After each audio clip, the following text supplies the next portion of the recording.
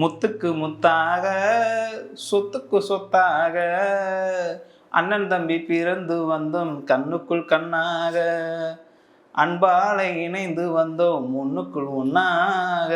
இந்த பாடலை நம்ம சேனல்காரங்க பல நபர்கள் கேட்டிருக்கலாம். குறிப்பாக பார்த்தோம்னா அந்த பாடல்கள் அந்த பழைய காலத்தில் அன்பு சகோதரர்கள்னு நினைக்கிறேன். இந்த படத்தில் ஒரு ஐயா ஒரு 2 சுள்ளாங்களை கூட்டு போய் நடந்து போயிட்டு இந்த பாடல் வரியில் இது பண்ணுவாங்க. இந்த சம்பவம் மாதிரி தான் தமிழ்நாட்டில் தற்போது ஒரு அரசியல் நடக்குது. அந்த அரசியல் எந்த மாதிரி இருக்குன்னா, அந்த வயதானவர்களுடைய அந்த கதாபாத்திரமாகத்தான் நம்மளுடைய பிரதமராக இருக்கிறார்களவா மோடி அவர்கள் பங்கேற்றிருக்காங்க. இந்த 2 சுள்ளான்களில் பார்த்தோம்னா எதிர்க்கட்சி தலைவராக இருக்கக்கூடிய எடப்பாடி பழனிசாமி அவர்களும் பன்னீர்செல்வம் அவர்களும் இருக்காங்க. இவங்க எப்படி இதற்கு முன்பாக பார்த்தோம்னா ஒருங்கிணைப்பாளர் இணை ஒருங்கிணைப்பாளர் பாட்சாவா ஆண்டனியா பாலா சரக்கா அந்த மாதிரி சம்பவம் சொல்லுவாங்க தெரியுமா? அது மாதிரியான ஒரு சம்பவத்தில் கடந்த காலங்களில் இருந்தவங்க தான் இது மாதிரி எதிரும் புதிராக. அப்படி இருக்கக்கூடிய சூழலில் இவங்க 2 பேர் அந்த பாடல் வரியில் ஒருங்கிணைந்த மாதிரி தற்போது ஒருங்கிணைய போகிறாங்க. அது எப்படி சாத்தியமாகிறது? 2026 தேர்தலில் அதிமுக பாஜகவினுடைய கூட்டணி இனிமேல் கள்ள கூட்டணிலாம் கிடையாது, நேரடி கூட்டணி என்பதுதான் நிலைப்பாடாக இருக்கிறது. நம்ம அதை பற்றி தான் அந்த காணொலியில் பார்க்க இருக்கிறோம். அதாவது 2021 சட்டமன்ற தேர்தல் முடிஞ்சோன்னா பல்வேறு அரசியல் கட்சிகள் குறிப்பாக பார்த்தோம்னா 2016 தேர்தல் கூட எடுத்துக்கோங்க. திமுக அணி ஒரு பக்கம் இருக்குது, அதிமுக அணி ஒரு பக்கம் இருக்கிறது. அதை தாண்டி பார்த்தோம்னா மக்கள் நலன் கூட்டணி உருவாகுது. அந்த கூட்டணி என்ன பண்ணுறாங்கன்னா தேர்தலோட ஒட்டி செயல்படுறாங்க. அடுத்து பிரிஞ்சு போயிட்டாங்க. அந்த கூட்டணியில் உள்ள தேமுதிக தமாகவை தவிர்த்து மற்ற அனைத்து கட்சிகளும் பார்த்தோம்னா திமுகவோட கூட்டணி வச்சு பயணப்பட்டுருக்காங்க. அப்படி ஒரு கூட்டணி தான் 2021 தேர்தலில் எடப்பாடி பழனிசாமி தலைமையில் அமைக்கிறாங்க. எல்முருகன் தலைமையான பாஜக உள்ளிட்ட பல்வேறு அரசியல் கட்சிகள்லாம் ஒருங்கிணைத்து ஒரு தேசிய ஜனநாயக கூட்டணி, அதாவது அதிமுக தலைமையில் இருக்க ஒரு கூட்டணி அமைக்கிறாங்க. இந்த கூட்டணி செவுட்டடி வாங்கியிருக்கு. கிட்டத்தட்ட நம்மளே எடப்பாடி பழனிசாமி அவர்கள் 10 தோல்வி பழனிசாமி 11 தோல்வி பழனிசாமின்னு சொல்லி வச்சு செய்கிறோம் இல்லையா? அந்த கருத்துக்கு அடித்தளம் போட்டுருந்துச்சு. சரி, இந்த கருத்து அப்படியே போச்சானா? அப்படிலாம் கிடையாது. 2023 வருஷம் அப்போ பாஜக தலைவராக இருக்கக்கூடிய அண்ணாமலை அவர்கள் நியமிக்கப்படுறாரு.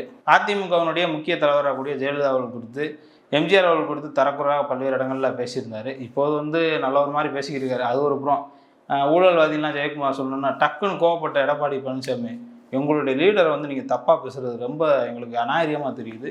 இனிமேல் அண்ணாமலை அவர்கள் பேச்சை நடத்தலைன்னா எங்களுடைய பதிலடியே வேறு மாதிரி இருக்குன்னு சொல்லிட்டு எடப்பாடி பழனிசாமி அன்னைக்கு வரைக்கும் ஃபஸ்ட்டு பெஞ்ச் ஸ்டூடெண்ட்டாக இருந்த எடப்பாடி பழனிசாமி திடீர்னு லாஸ்ட்டு பெஞ்ச் ஸ்டூடெண்ட்டாக மாறிட்டார். இனிமேல் கெட் அவுட்டு தான், நான் எது பேசினாலும் டீச்சர் எது சொன்னாலும் சரி நான் வெளியேறிட்டு போவேன்ற மாதிரியான பாஜகவே மிரட்டக்கூடிய வகையில் தான் வளர்ந்துருந்தார். சரி, என்னடா எடப்பாடி பழனிசாமி இந்த அளவுக்கு இருக்காரே அப்படின்னு பார்த்தா தொடர்ந்து நம்மள மாதிரி நாட்கள்லாம் அம்பலப்படுத்திக்கிட்டே இருந்தோம். அதிமுக என்பது எடப்பாடி பழனிசாமி தலைமையிலான அதிமுக என்பது ஒரு பாஜகனுடைய ஒரு கள்ள கூட்டணி, அதாவது கள்ள குழந்தை. ஆர்எஸ்எஸ்க்கு எப்படி நாம் தமிழர் தாவேக்கா போன்றவங்கலாம் எப்படி ஒரு கள்ள குழந்தையோ அது மாதிரி பாஜகவுக்கு ஒரு கள்ள குழந்தை தான் அதிமுக. பெயரளவில் அண்ணா திமுகன்னு இருக்கே தவிர அது அமித்ஷா திமுகவாக தான் தற்போது வரைக்கும் செயல்படுது. சரி, இப்படி இருக்கக்கூடிய சூழலில் எந்த காலத்துலேயும் பாஜகவோட கூட்டணியே கிடையாதுன்னு சொல்லிக்கிருந்த எடப்பாடி பழனிசாமி எஸ்டிபிஐ கட்சியோட கூட்டணி வைக்கும்போது மதுரையில் ஒரு மாநாடு நடக்குது. அந்த மாநாட்டில் கூட நான் ஒரு காலத்தில் தெரிஞ்சோ தெரியாமலோ சிஏஏ குடியுரிமை சட்டத்துக்கெலாம் ஆதரவு தெரிவிச்சிட்டேன், கூட்டணி திரும்பத்துக்காக நான் அப்படிலாம் பண்ணிட்டேன் அப்படின்ற மாதிரி நான் கருத்தை வச்சேன் எடப்பாடி பழனிசாமி. தொடர்ந்து பார்த்தோம்னா பல்வேறு பிரச்சனைகள் போய்க்கிருக்கிறது. இடையில பார்த்தோம்னா செங்கோட்டையனுக்கும் எடப்பாடி பழனிசாமிக்கான விரிசல் வருது. முன்பாகவே ஓபிஎஸ் தனியாக போயிட்டாருன்னு வைங்க. தர்ம யுத்தம் 2.0 3.0 இன்னும் பல ஓக்கெல்லாம் போய்கிட்டே இருந்துச்சு. இன்னும் அடுத்து என்னென்ன தர்ம யுத்தம்லாம் தொடங்க போகுதுன்னு தெரில. இப்படி பல்வேறு யுத்தங்கள் போய்க்கிறும்போது செங்கோட்டையன் அவர்கள் தனது பணிக்கு இந்த மாதிரி அத்திக்கடவு அவிநாசி திட்டத்தில் என்ன எம்ஜிஆரும் ஜெயலலிதாவும் புறக்கணிச்சிட்டிங்க, அது ரொம்ப தப்பு அப்படின்னு ஒரு கருத்தை வச்சுருந்தாரு. அது ரொம்ப தப்புலாம் கிடையாது. அவரை முன்னிலைப்படுத்தலை.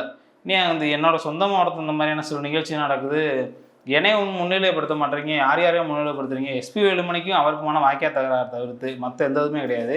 ஒரு இடமோ அம்மா தரக்குறைவாக பேசிட்டாங்க, அதனால் அவங்கள இழிவுபடுத்திட்டாங்க, அவங்க படம்லாம் இல்லை, அதனால தான் நான் வரலன்னு சொல்லிட்டு செங்கோட்டையன் சொல்கிறதெல்லாம் நம்ம ஏற்றுக்க முடியாது. ஏன்னா பல்வேறு நபர்கள் இன்றைக்கி போய் அவங்க சந்திக்கிறாங்கல்லவா பாஜகக்காரங்க, அவங்களே பல நேரங்களில் ஜெயலலிதா அவர்கள் விமர்சிச்சிருக்காங்க. சரி, இது அங்கிட்டு போட்டோம். இதனிடையில் பார்த்தோம்னா மிதுன் அவர்களுடைய மாமனார் ராமலிங்கம் அவர்களுடைய வீட்டுக்கு இடி ரைடு வருது. மிதுன் அவர்களுக்கே 100க்கும் மேற்பட்ட அந்த தொழில்களில் மிதுன் அவர்கள் தொடர்புள்ள பல மோசடிகள்லாம் நடைபெற்றுக்கின்ற மாதிரி ஒரு கருத்தை வச்சு லைட்டாக ராமலிங்கம் வீட்டுக்கு இடி ரைடு விட்டாங்க. டக்குன்னு அமலாக்கத்துறை போயிட்டு வந்தோன்னா எடப்பாடி பழனிசாமி குடுகுடுன்னு சட்டமன்ற பேரவை இதெல்லாம் நடந்துக்க இருக்க சூழலில் வெளிநடப்புலாம் செய்யும்போதெல்லாம் பார்த்தோம்னா சட்ட ஒழுங்கை பற்றி பேச வரும்போல 10 நிமிஷம் தான் எங்களுக்கு கொடுக்குறாங்க, 3 நிமிஷத்தில் நாங்கள் என்ன சொல்ல முடியும் மக்களுக்கானது, இப்படிலாம் பல கருத்துக்கள் வச்சுக்கிறதுக்கு எடப்பாடி பழனிசாமி டக்குனுங்கிறது எந்த யார்ட்டையுமே சொல்லலை. 11 விமானம்னா 10:30 போவாங்க, 10 மணிக்கெலாம் போய்ட்டு விமான நிலையத்தை உட்காந்துட்டு பையனுக்காக வந்து நேராக போயிட்டார். அமித்ஷா பார்க்க போகிறாரு. என்ன நீ மட்டும் வந்திருக்கீங்க அப்படின்னு கேட்டதுக்கு எஸ்பி வேலுமணி வர சொல்லுங்கள், சிவி சண்முகத்தை வர சொல்லுங்கள், கேபு முனிசாமியை வர சொல்லுங்கன்னு சொல்லிட்டு அமித்ஷா அவர்கள் வந்து தங்களுடைய பாணியில் அடிமைகளை நடத்தக்கூடிய வகையில் வந்து ஒரு மன்னர் எப்படி செயல்படுவாரோ அது மாதிரி செயல்பட்டார். இவர்களும் போயிட்டு பார்த்துட்டு வந்துட்டாங்க. இருந்தாலும் அந்த கூட்டத்தில் பார்த்தோம்னா அண்ணாமலை மட்டும் ஒதுங்கிற சொல்லுங்கள், நாங்கள் அரசியலை பண்ண முடியல, அண்ணாமலை மட்டும் ஒதுங்கிட்டாருன்னா நாங்கள் எங்களுடைய வேலையை பார்த்துக்கிருப்போம், உங்களோட கூட்டணி வைக்கிறதுக்கு எங்களுக்கு வந்து இலகுவாக இருக்கும், ஆனால் இப்போதைக்கு வந்து அறிவிக்க வேணாம், கொஞ்ச நாள் கழிச்சு பார்த்துக்குருவோம், அப்படியே நாங்கள் உங்களை திட்டம் மாதிரி திட்டுவோமா, இந்த ஒரு படத்தை சொல்லுவாங்க, நாங்கள் தினமும் செயின் அவுற மாதிரி அவுக்குமா, அப்படியே திரும்பி மாட்டுற மாதிரி மாட்டுவோமா, நீ என்ன வந்து சமூக சேவை செய்கிறியா போடா எங்களுக்கு தெரியாதா அப்படின்ற மாதிரி உங்களுக்கு அது கருத்து வச்சுருப்பாங்க. அந்த கருத்து மாதிரி உங்கள் தினமும் இங்கேருந்து எதிர்க்கிற மாதிரி எதிர்ப்பாங்களாம், அவங்களும் எதிர்வினையாற்றுற மாதிரி எதிர்வினையாற்றுவாங்களாம். அண்ணாமலை வந்து இங்கிட்டு உங்களை கடிச்சு குதறுவாராம். அதுக்கு பதிலாக வந்து நாங்கள் உங்களால் தான் தோற்றோம், உங்களால் தான் தோற்றோம்னு சொல்லிட்டு இஸ்லாமியர்களுடைய வாக்குகளையும் கிறிஸ்தவர்களுடைய வாக்குகளையும் கௌரவத்துக்காக பல கருத்துக்களை வந்து அதிமுக பேசுவாங்களாம். நம்ம ஏற்கனவே சொல்லிட்டோம், நீங்கள் வந்து ஒரு பாஜகவனுடைய கள்ளக்குழந்தை, நீங்கள் தான் பாஜகவனுடைய நேரடி குழந்தை தான் எடப்பாடி பழனிசாமி அப்படின்னு சொல்லி இருக்கும்போது சிண்டைகளை உருவாக்கணும்னு நினச்சிக்கிற பாஜகவுக்கு வந்து ஒரு வரப்பிரசாதமாக வந்து செங்கோட்டையன், ஓபிஎஸ், டிடிவி தினகரன் போன்ற அதிமுகவினுடைய முன்னாள் அமைச்சர்கள்லாம் கிடச்சிட்டாங்க. ஏற்கனவே வந்து ஓபிஎஸை வந்து தூக்கி கூட வச்சுக்கிட்டாங்க. ராமநாதபுரத்தில் வந்து ரெட்டலை ஏற்றே பேச விட்டாங்க, அதே மாதிரி நிற்க விட்டாங்க. அதே மாதிரி பார்த்தோம்னா டிடிவி தினகரன் இருக்கார்ல, அவர் தேனியில் ரெட்டலை ஏற்றே நிப்பாட்டினாங்க. செங்கோட்டையனை உள்ளே இருந்தே வச்சுக்கிட்டு உனக்கு ஒரு குடசல் கொடுக்குற ஒரு ஆள் வேணுமே அப்படின்ற மாதிரியான ஒரு நபரை வந்து செங்கோட்டையனை உருவாக்குனாங்க. இவங்களை எடப்பாடி பழனிசாமி உள்ளிட்ட முக்கிய அமைச்சர்கள், முன்னாள் நிர்வாகிகள், அந்த கட்சியினுடைய எம்எல்ஏக்கள், எம்பிக்களுடைய அந்த நல்லது கெட்டதெல்லாம் இருக்கும் இல்லையா, அந்த ஃபைல் அப்பெல்லாம் கலெக்ட் பண்ணுற வேலையை எஸ்பி வேலுமணி பார்த்துக்கிருக்காரு. இந்த மாதிரியான அதிமுகவில் பாஜகவுக்கு வேலை செய்கிற பல நபர்கள் உருவாக்கிட்டாங்க. சரி, இதெல்லாம் ஒரு புறம் இருந்தாலும் வரக்கூடிய ஏப்ரல் 6ஆம் தேதி வந்து பிரதமர் மோடி அவர்கள் வந்து பாம்பன் பாலத்தில் வந்து புதுசாக வந்து ரயிலில் அந்த ரோடு போட்டிருக்காங்க போல், ஒரு 550 கோடிக்கு அதை திறந்து வைக்க இருக்கிறாரு. திறந்து வைக்கிற நிகழ்ச்சி வந்து பல்வேறு நபர்கள் கலந்துக்கிறாங்க. ஆனாலும் அந்த நிகழ்ச்சியில் இணை ஒருங்கிணைப்பாளர், துணை ஒருங்கிணைப்பாளர் என்று சொல்லக்கூடிய எடப்பாடி பழனிசாமியும் பன்னீர்செல்வம் வந்து பங்கேற்கிறாங்க.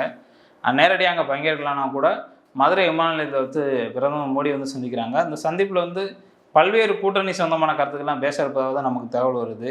ஏன்னா 2026 தேர்தலுக்கு இன்னும் கிட்டத்தட்ட ஒரு 11 மாதம் தான் இருக்குன்னு நினைக்கிறேன். அடுத்த வருஷம் இந்த மார்ச் ஏப்ரல்லாம் ஸ்பீட் ஆயிரும். ஏப்ரல்லே எலெக்ஷன் கூட வரக்கான கூட வாய்ப்பு கூட இருக்குது. அப்படி இருக்கக்கூடிய சூழலில் பார்த்தோம்னா இவங்க அதிமுக வந்து ஒன்றுபட்ட அதிமுக விரும்புகிறோம் அப்படின்னு சொல்லி பிரதமர் மோடி அவர்கள் வந்து அந்த முத்துக்கு முத்தாக மாதிரி இங்கிட்டு ஒரு பக்கம் ஒரு அணைச்சி வச்சுக்கிட்டு, இங்கிட்டு ஒரு பக்கம் ஒரு அணைச்சி வச்சுக்கிட்டு, கடைசியாக அந்த ராஜாக்கள் மாளிகையின் வரி வரும் தெரியுமா, அது மாதிரி எல்லாம் ஒன்றா நின்று ஒரு டான்ஸை போட்டு இந்த மாதிரி தமிழ்நாட்டு மக்களுக்கு என்னென்ன பண்ண போகிறன்றதெல்லாம் பண்ணுவாங்க. நம்மளும் பார்த்துக்கிட்டே இருக்கணுமா? நம்ம இதுலேருந்து மக்களுக்கு என்ன சொல்ல விரும்புகிறோம்னா, பாஜகவும் அதிமுகவும் ஒன்று, இது அறியாமல் வாயில் மண்ணுன்னு சொல்லுவாங்க தெரியுமா, அது மாதிரி தான் நம்ம மக்களுக்கு சொல்ல விரும்புகிறோம். இஸ்லாமியர்களுக்கு எதிராக தொடர்ந்து வந்து பல்வேறு சட்டங்களை வந்து நிறைவேற்றி கொண்டிருக்கிறது பாஜக. அண்மையில் கூட பார்த்தா கூட உங்களுக்கு வக்பு தெரியும்.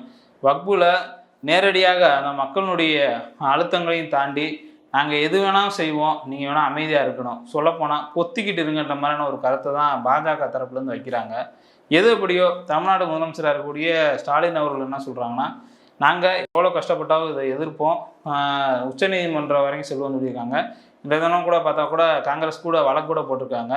ஆனால் பாஜக அதிமுக கூட்டணியில் பொறுத்தளவு இந்த அதிமுக தொண்டர்களை எப்படி விரும்புகிறாங்கன்னே தெரில. மகாராஷ்டிராவில் எப்படி சிவசேனா உடைச்சாங்களோ அது மாதிரி அதிமுக வந்து தமிழ்நாட்டில் வந்து பாஜக உடைக்க பார்க்குது. இதெல்லாம் தெரிஞ்சுக்கிட்டு எப்படி அதிமுக தொண்டர்கள்லாம் அமைதியாக இருக்காங்கன்னே தெரில. எது எப்படியோ நம்ம வந்து இந்த பாஜக அதிமுகவுடைய கூட்டணி வந்து நம்ம அமலப்படுதுன்னு நினைச்சோம். முத்துக்கு முத்தாக சொத்துக்கு சொத்தாக அந்த பாடலை பற்றி இவங்களுடைய ஒருங்கிணைப்பை பற்றி நம்ம சொல்ல விரும்பினோம், சொல்லியாச்சு. எதோ எப்படியோ வருங்காலத்தில் வந்து அதிமுக தொண்டர்கள் வந்து எந்த மாதிரி நிலைப்பாடு எடுக்கிறான்னு பார்ப்போம். ஏன்னா 2026 தேர்தலுக்கு இன்னும் ஒரு 11 மாதம் தான் இருக்குது. இவங்க எந்த மாதிரி நிலைப்பாடு எடுக்கிறாங்கன்னு பார்ப்போம் பொறுத்திருந்து. எல்லாரும் சமன்னா யார் சார் ராஜாவா? எல்லாரும் சமன்னு நினைக்கிறவங்க தான்.